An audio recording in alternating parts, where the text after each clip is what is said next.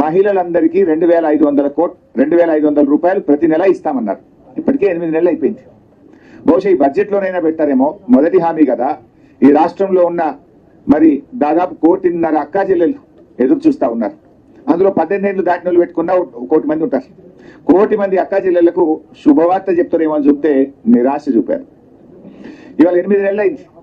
8 నెలలు లెక్క తీసినా దాదాపు వీళ్ళు ఇప్పటికే 20,000 కోట్లకు పైగా బాకీ పడ్డారు పాతది.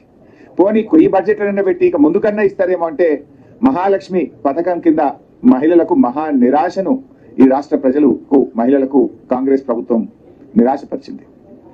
ఇకపోతే ఆసరా పెన్షన్లు ఎంతో ఆశగా ఎదురు చూస్తున్నారు.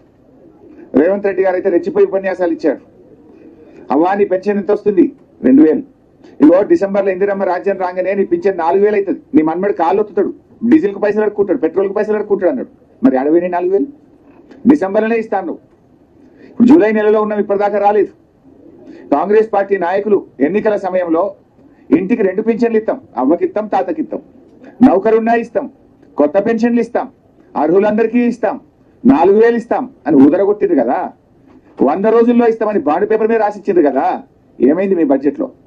ఎందుకు పెట్టలేదు అని నేను అడుగుతా ఉన్నా.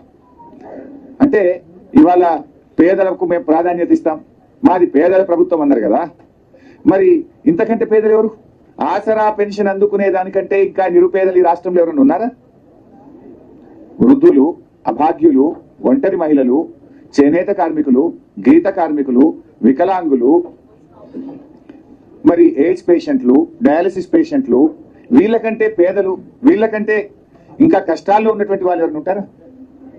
అంటే మీరు అత్యంత పేదలే వీళ్ళు. మరి మాది పేదల ప్రభుత్వము, మాది పేదలకు ప్రాధాన్యం అని చెప్పుకునే అర్హతనే మీకు లేదు. అత్యంత పేదలైన అవ్వాతాతలను, ఆసరా పెన్షన్ లబ్ధిదారులను, వితంతువులను, ఒంటరి మహిళలనే మర్చిపోయింది ఈ ప్రభుత్వం.